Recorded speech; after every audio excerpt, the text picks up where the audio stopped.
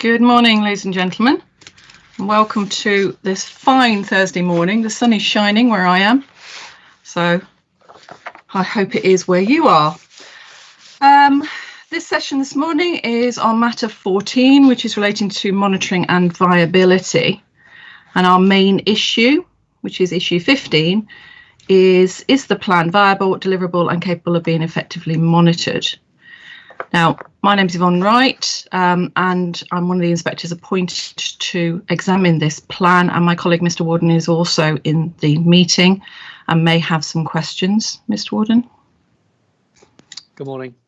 Thank you. Now, I'm not going to be labouring any points this morning, so it should be a fairly short session, but if we need to, we will break around 11ish.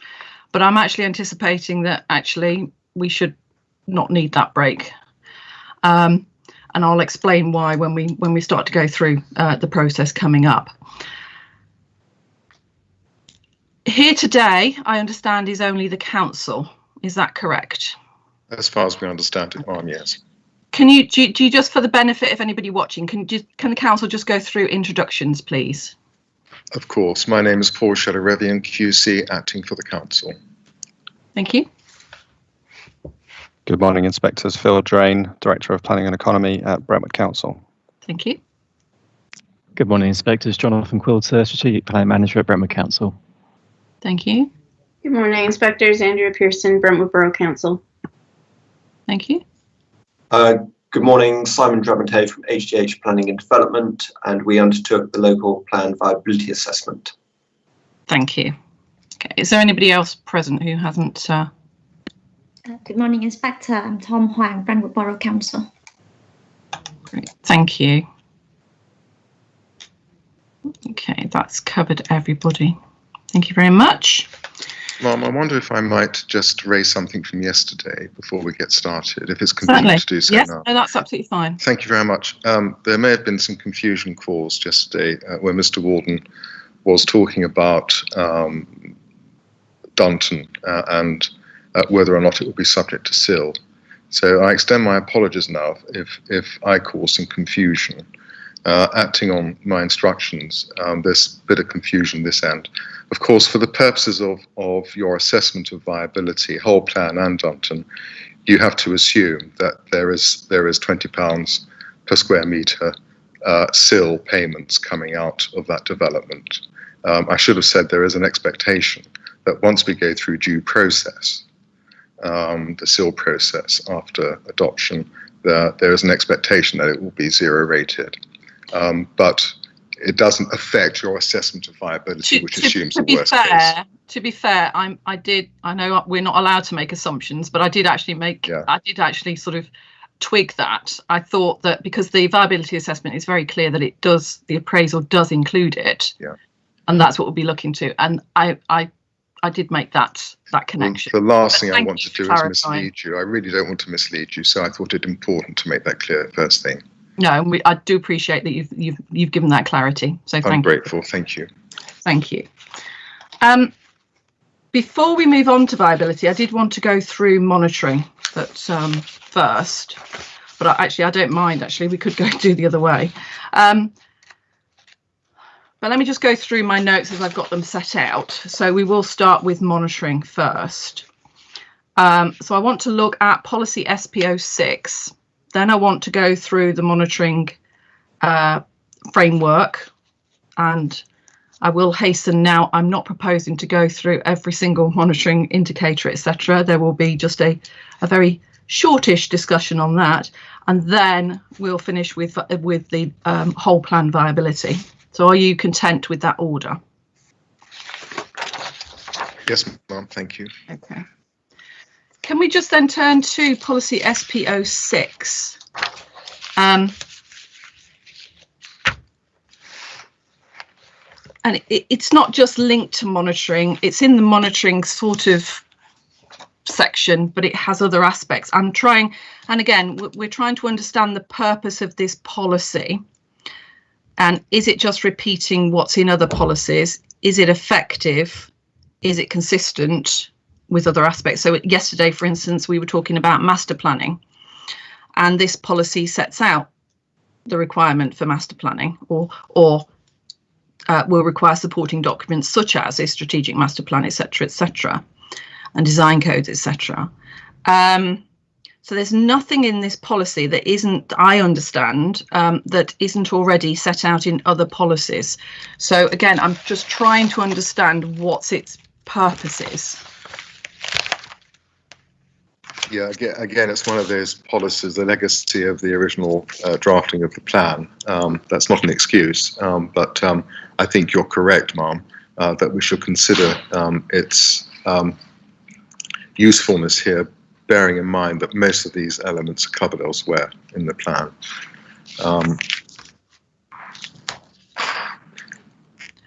Is that something you can sort of tell me today, or is that something you need to go away and sort of consider? It'd be part of. All I need to do is to make sure that everything else is covered, and then provide you a note. We will provide you with a note to show you where these matters are covered elsewhere, so that you can be confident that the policy can be deleted. And as I said, we don't particularly want repetition. It doesn't necessarily mean that the policy does have to be deleted for soundness reasons, but it's that effectiveness and consistency within the plan that obviously we would need to ensure that that's there. So if that will be the basis of that. Note to set that out. Yeah. So if we think there is a need to retain elements of it, we then need to consider whether that demonstrates that another policy is deficient in some way.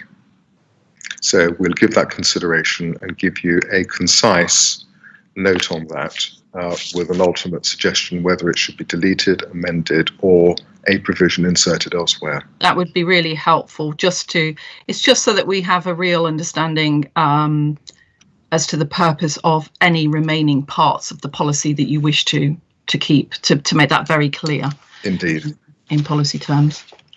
Great. And I noticed that as part of F9, your F9A document, you did propose some amendments, or did propose some suggested changes to that. Obviously, it depends on you looking at the policy and whether it is already set out in other policies, etc. So I'll leave you to have a look at that.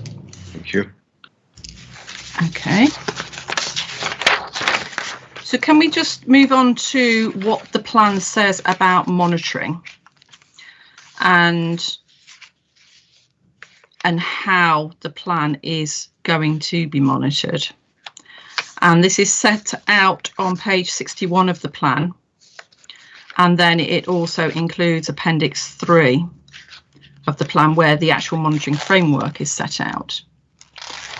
Now, I'm not proposing to go through the local plan review requirements part of the wording there. That was discussed as part of matter 1 under issue 2.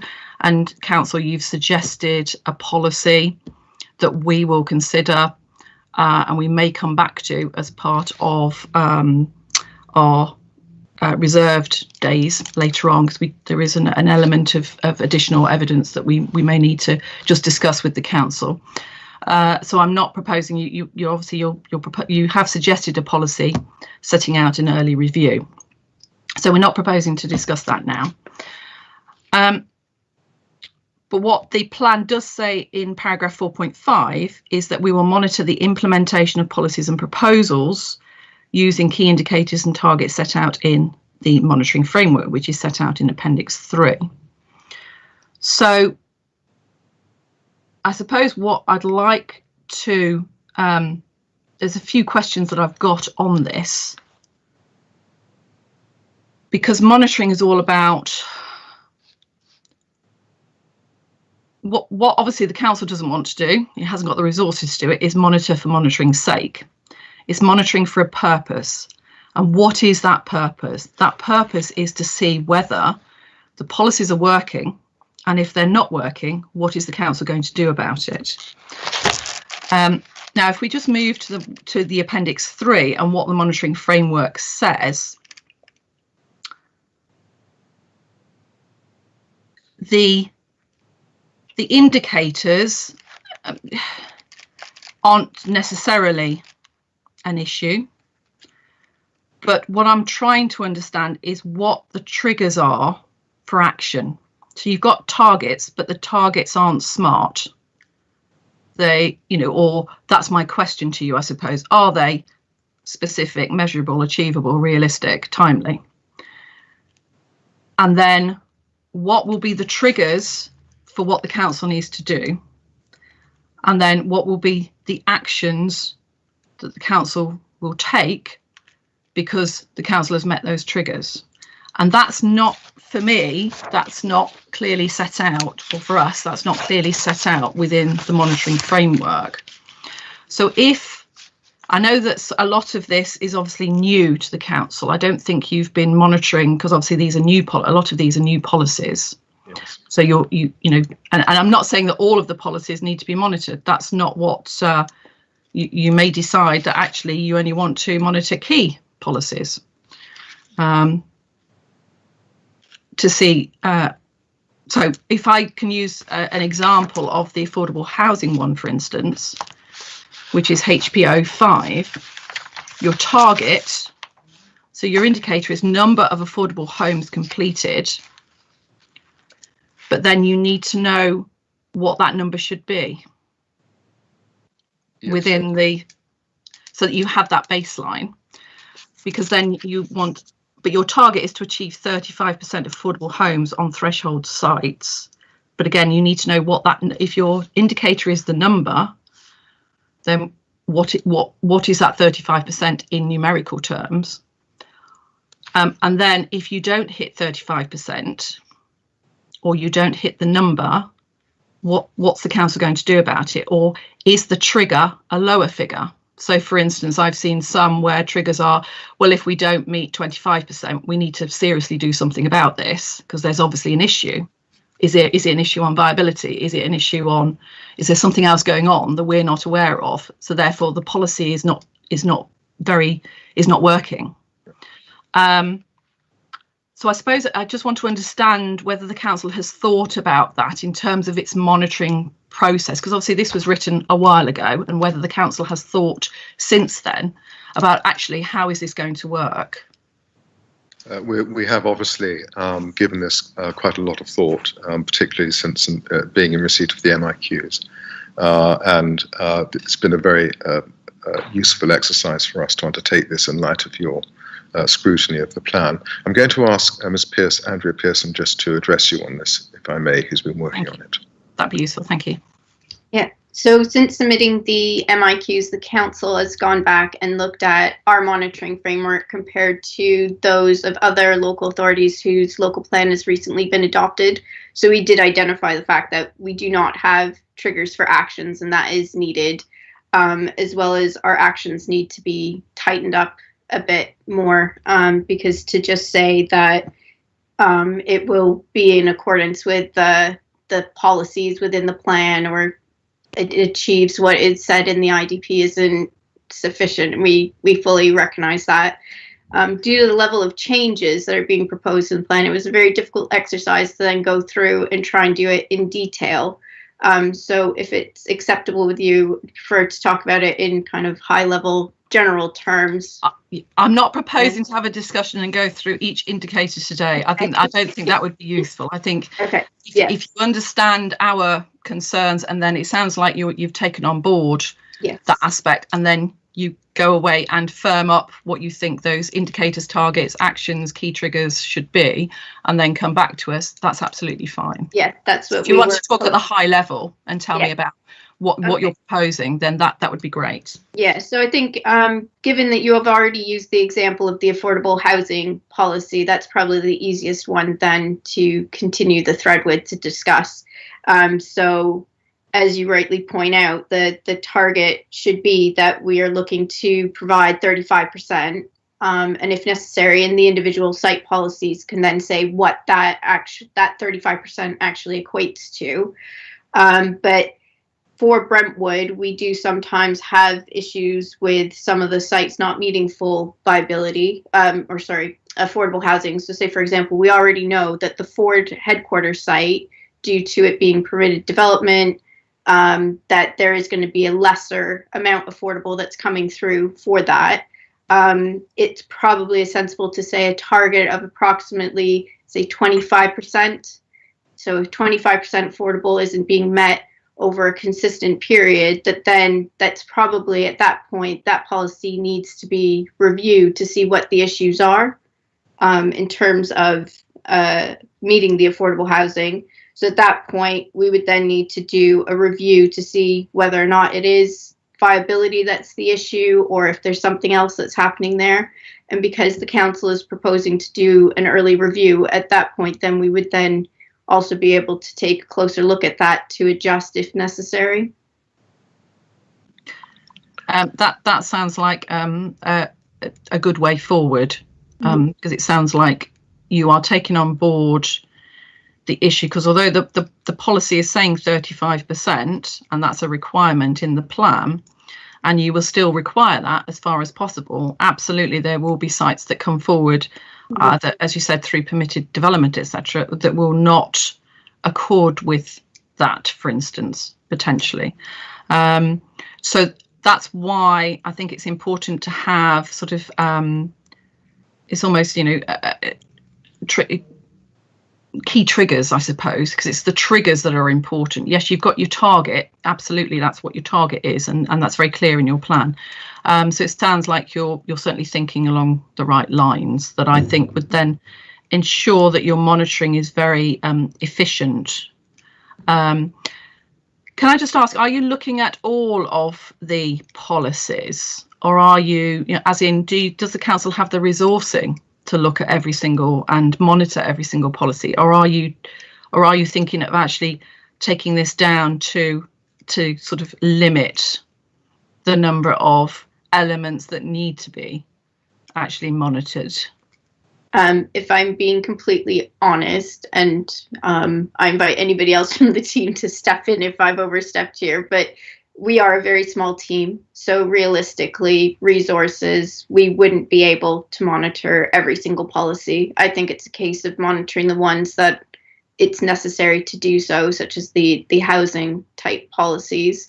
And then for the other ones where there's not significant consequences, we probably wouldn't have the resources to be able to do with that. Again, that was sort of the reasoning why I sort of asked. It's to ensure, because we have to be confident that if you're setting out a monitoring framework, but you set out all of these targets and you're going to monitor this, you're going to monitor that, we need to be confident that actually the council has the resourcing to be able to do that. If you don't have, and I applaud you for, actually being honest there and actually saying, actually, we're a very small team and we aren't going to be able to monitor everything. I think it's absolutely key that you pull out the key indicators, the key targets that are critical to the delivery of the plan, because if those targets aren't being delivered for whatever reason, then the plan isn't being delivered. So there are some policies in here, absolutely, you don't necessarily need to monitor, and you'll know which ones those are. That's actually quite clear. So yes, if you want to focus, we would be content with you focusing on key. That would be very helpful. Thank you. Key elements that you wish to.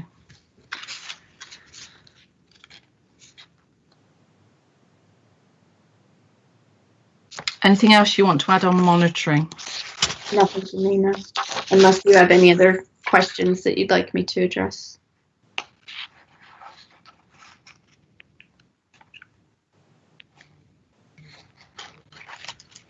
I think you have set out a suggested change in F9A, which is on page 158, which is to add another monitoring indicator. So you may wish to have a look at that and obviously see whether that's essential for soundness, etc., that you monitor that. And I'm not saying that the council can't monitor these outside of the plan at all. You may decide actually you do want to monitor it, but it's whether it's important for the delivery of what the plan is trying to achieve. But I think on the other points, because you are considering this, then my other questions, I think they will be answered when we get through the updated monitoring framework that you're proposing to provide. Is that in, what sort of state is that in at the moment? As in, when will that be available? To be honest, at the moment, it's only been looked at from a very high level because of the amount of changes. We weren't quite sure as to when was the best stage to start to look at that. So I'm happy to be guided by you as to when you would like to see something from us and work towards that deadline.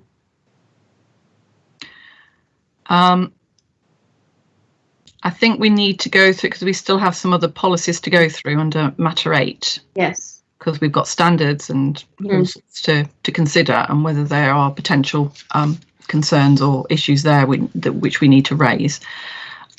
So I think obviously that doesn't prevent you from working on other aspects of the policy monitoring in that.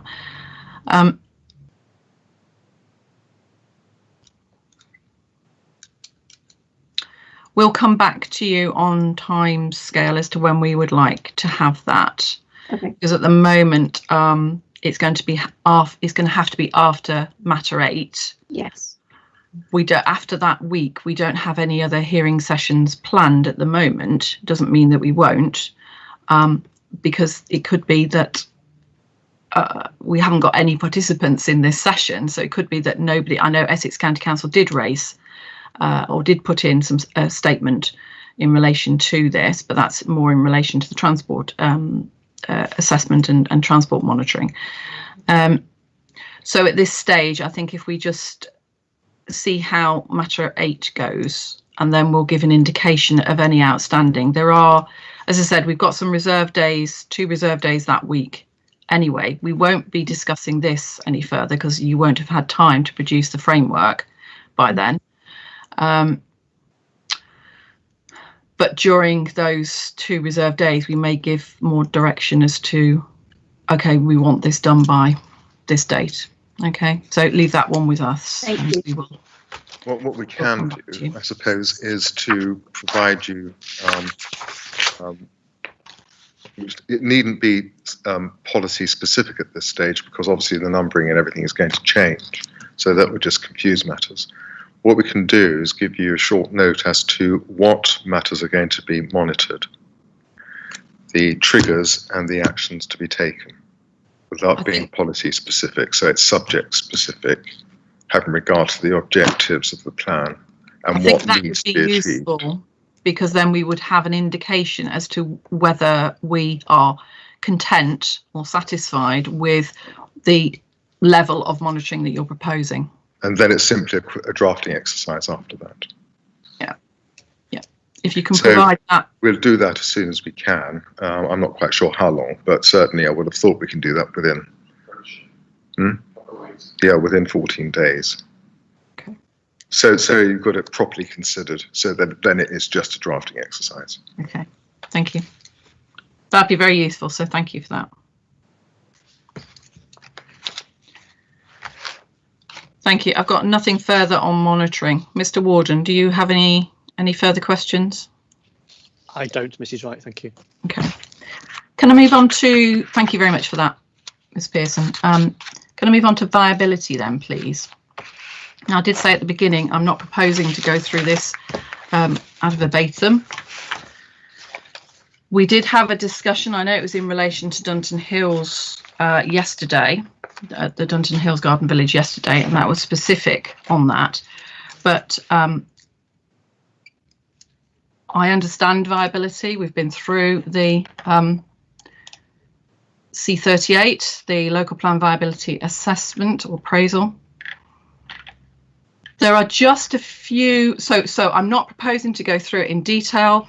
I understand the format and how it's been produced, that it's in line with the PPG guidance, in line with what's required in terms of the regulation 122 and the SIL, in terms of SIL elements. So what I have got is just a specific questions just to understand, and I suppose my main one is that, is there anything, and this is a question to Mr. Drummond-Hay, I suppose, although the council may wish to respond first, is there anything that you've heard over the last few weeks in relation to the hearings, the hearing, there's only one hearing, that could potentially have an impact on the viability appraisal work that has been carried out? So, for instance, an awful lot of changes have been suggested, and obviously that's something that we will be taking on board. So, for instance, as part of, and I know we haven't come to these policies, but again, it's an easy one to just run through. We will be discussing self-build and custom-build housing, etc., under Matter 8, and the provision of specialist accommodation. That'll be discussed under Matter 8 because it's those particular policies. The council has suggested changes within F9A that the threshold is reduced from 500 down to 100 in terms of site number of dwellings on sites, as to when that self-build and custom build needs to be provided, and when specialist accommodation needs to be provided. And these are for particular strategic sites, etc. So I've noticed that within the viability appraisal, obviously it followed what the policies were saying at the time. So it was saying that it was on sites of 500 or more dwellings that this would be provided. But now there is a suggestion, and it's only a suggestion at this stage, that this should be on sites of 100 dwellings or over. So and I know you haven't gone away and done a viability appraisal on that, and we're not stating at this stage that you need to do that at all, but just from your perspective, and I am sort of addressing Mr. Drummond-Hay on this because you know your figures, you know exactly the assumptions that have gone into your appraisal, whether that would cause any issues or the in relation to viability.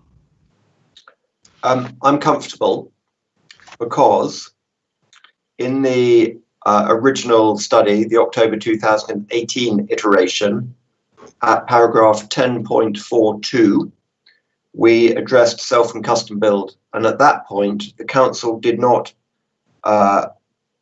really have a policy. So we assumed actually 5% on sites of 20 and larger, being a very, very much a lower threshold.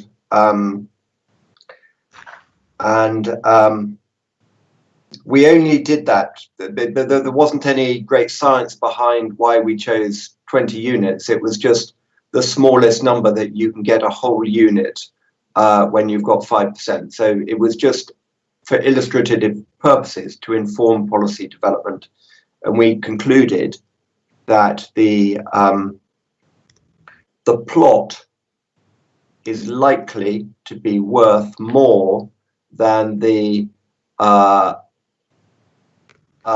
profit foregone from building a house yourself. So if the developer was going to build a house, there's an element of profit foregone from doing that, while selling the plot as a self-built plot will recoup the cost of the land and be more than the profit foregone. Therefore, in pure viability terms, it isn't it's not going to threaten the delivery of those larger sites. And does that relate to specialist accommodation as well? So I missed the requirement for specialist accommodation. I wasn't listening on that at that time. What is the requirement for specialist accommodation? The requirement in the plan is for specialist accommodation to be provided on sites of 500 or over. But the suggestion is, again, we haven't discussed this yet with the council because it's under Matter 8, that is reduced down to sites of 100 and over. So Okay, again, So it reduces it down. So it's the implications for any profits, etc., on that, and then the implications for viability. So we have concluded that the delivery of specialist older people's housing is viable. The modelling that we have done is based on schemes of the sheltered housing of 45 units, and for the extra care housing, the schemes are a bit bigger at about 60 units. And we've assumed that schemes of that type are viable and deliverable. Now, there's an issue of the maths as to, do you put a scheme of 60, an extra care scheme of 60 units on a site of 100 market homes, and that wouldn't. There's a practical issue, but from a viability point of view, I'm comfortable that requiring sheltered accommodation and extra cared accommodation is viable, is able to bear the affordable housing, because they are types of development that are subject to affordable housing, and are able to bear SIL at £200 per metre squared. And the table that that would illustrate this would be table 10.9 of the 2018 viability study.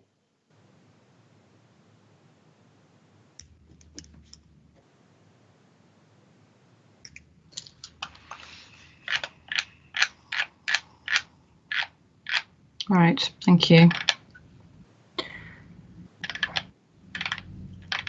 Obviously, we will be looking at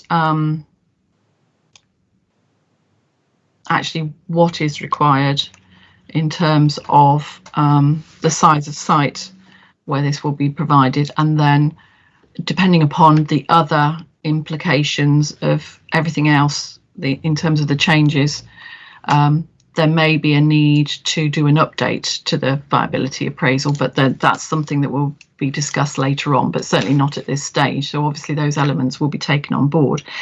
So thank you for that. Can I just turn to the typologies? Just to, so I can just have it sort of confirmed in the hearing that the typologies that are modelled are clearly sort of represent, and yes, I understand that I know you've done specific ones in terms of the strategic sites, but the other ones, do they generally accord with those that are proposed within the planned growth within the borough? Yeah, I can confirm that. At the beginning of Chapter 9 of the viability assessment, we specifically reviewed the potential allocations, where they were coming, how big they were, the greenfield, brownfield mix. We looked at how big they were and made sure that the typologies were picking up both the geographical distribution, the size distribution, and the existing use, the different existing uses. And we looked at where they were, and there's the set of tables up to table 9.5 of the viability assessment show what we looked at. Yeah. And then there's no point in us looking at that and then modelling things that are not consistent with the wider assumptions in the plan making. So we looked at the how the council had worked out the capacity of the sites, and we've been consistent with that, carrying them into the modelling. We're quite hot on this. I say very arrogantly myself, but the PPG says at the development management stage, you shouldn't be doing viability testing, and then it gives 3 reasons where you might be doing viability testing, one of which is if the site is significantly different to any of the typologies in the local plan. So by going that little bit further in making sure the typologies relate to the sites in the plan, we hope that we are reducing the scope for developers to challenge viability later down the line. And in relation to the development densities, which are set out in table 9.6, again, is that based on a reflection of the proposed densities that are coming forward through the plan? So we didn't check that. These are the densities that that the council used when selecting the sites, from working out the capacity of the sites, but they are densities. They're very much within the normal range that we would expect. The only exception to that is it could be argued that the largest sites, the council have assumed 50% net developable area. We would have probably used 60% net developable area. So the assumption that the council have used and that we've used in this study is possible, leaving aside what the site specific, so Dunton requires 50%, but we would have perhaps expected a slightly more development on the sites, but it's definitely wise to take the approach the council have taken and not expected more development on these sites. So, so what you're saying is because the percentage is lower, that actually gives potentially more headroom. Yes, absolutely. Okay, thank you. And in relation to, because obviously that's sort of the focus on residential, the non-residential appraisals. Again, I suppose it's the same question really in relation to reflecting the proposed development that's coming forward, particularly in relation to the large employment sites that are proposed within the plan. Okay, yeah, so it's much more, so the way that non-residential development comes forward is a bit different to the way that residential development comes forward. So rather than model the large strategic sites, what we've done is model the elements that might go on those sites. Because if you have an employment site, you could very well have an area of offices, an area of sort of hybrid office, manufacturing, a sciencey type stuff. And then you could have bog standard sheds or things that people either put stuff in or bash stuff, make things in. And it's that whole range is quite whatever mix. Very important manufacturing or distribution units, I think you meant to say. Yeah. Yeah, and they are the thing at the moment. Absolutely. Those big sheds are the part of the market that is strongest at the moment. But whatever the way that almost all non-residential development comes forward at the moment is it is user-led, and it is very little is coming forward as speculative development that is built by a developer in the hope that they'll be able to let it. Most of it is there's someone, Amazon, whoever, who want a distribution shed in a particular place, and the cost of that shed as a property development is not the driving force behind it, behind what they pay. What they want to know is, can they get their vans out to that area, and they're looking at their wider business model. If you're a manufacturer, what the shed costs is not the prime thing. The prime thing is whether or not you'll be able to make your widgets more efficiently and make more money by having a better, more modern manufacturing unit.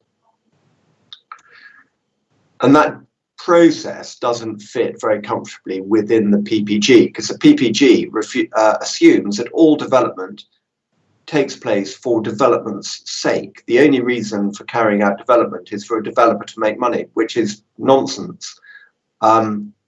If you are a firm of planning consultants in Brentwood and you want a bigger office, you go and find a bigger office because you need more people, and that is what drives the market at the moment, and has done probably for the last 10 years since the last downturn. Thank you. So in relation to what's been put forward in the plan on the non-residential sort of development, yeah, there are some sort of cautious words that are put into that, into the viability appraisal about this. But what you've just said is basically that the appraisal of non-residential doesn't really fit very well anyway within the appraisal process, because it's very much demand-led. It is demand-led. That there is, and it's quite clear that this type of development is coming forward, and that it's one of those situations where we produce a report based on all the appropriate sources of evidence that were referred to in the PPG, but development is coming forward, and if it's going to come forward anywhere in the current market, it is in these peripheral locations around the edge of London. And there's been endless speculation about the impact of COVID, but I think what one can say with certainty is that the disaggregation of teams or of businesses, instead of piling everyone into a great big tall building in the middle of London, there's a real move towards setting up satellite teams in slightly different places in the hope of keeping people safe by not piling them all into the same building together. And all around London, we're doing some work in Enfield at the moment. It's quite interesting to see how their market is changing at the moment, from people looking for not massive buildings, but high quality office space to put maybe 50 or 60 people in, that they're deliberately moving out of London. And that the same is happening around Maidenhead and along the Thames estuary as well. Yes, it'll certainly be interesting to see what the implications of the new model of working may be. But again, that's we don't know what that is at the moment, and that certainly can't be looked at in any detail at the moment. Thank you for that. In relation to the other elements of the viability assessment, I don't have any questions. I have no other evidence that's been put towards me that any of the values that have been put in there, any of the fees, any of the the developer's return, all that element, there's been nothing put towards us to counter any of those figures. So we certainly see no issues with that, and no concerns over the way that those have been included within the viability assessment. So unless, Mr. Warden, I don't know if you have any questions on viability. I don't. Thank you, Mr. Wright. Thank you. I do have just one further thing that I think would be useful to say, just picking up on something that you said earlier about an update. It might be necessary to... Certainly, I was just thinking outside the box at that time. I'm not saying it is necessary yet, because we haven't reached that point. So, no. but please tell me your thoughts. So there were some comments made in the written reps about 2 years having passed since the viability assessment had been done. It's my firm view that the passage of time is not a reason to do an update. Values and costs have changed, but they haven't diverged in such a way that development has become, or that viability has become worse. I'm absolutely comfortable with you relying on the report as it stands for assessing the deliverability of this plan. Thank you. That's useful to know. Thank you. Is there anything further that the council wants to make us aware of in relation to monitoring and viability? Because we've come into the end of the session. Not from us, Mum, no. Well, we get on with looking at the schedule for you. Great, thank you. Well, thank you very much for your contributions this morning. We do have a further session this afternoon, which will again be a fairly short session, I think, in relation to the Brentwood Town Centre car park site. So we will see the council back then at 2 o'clock. So thank you very much. Thank you. Thank you. Thank you.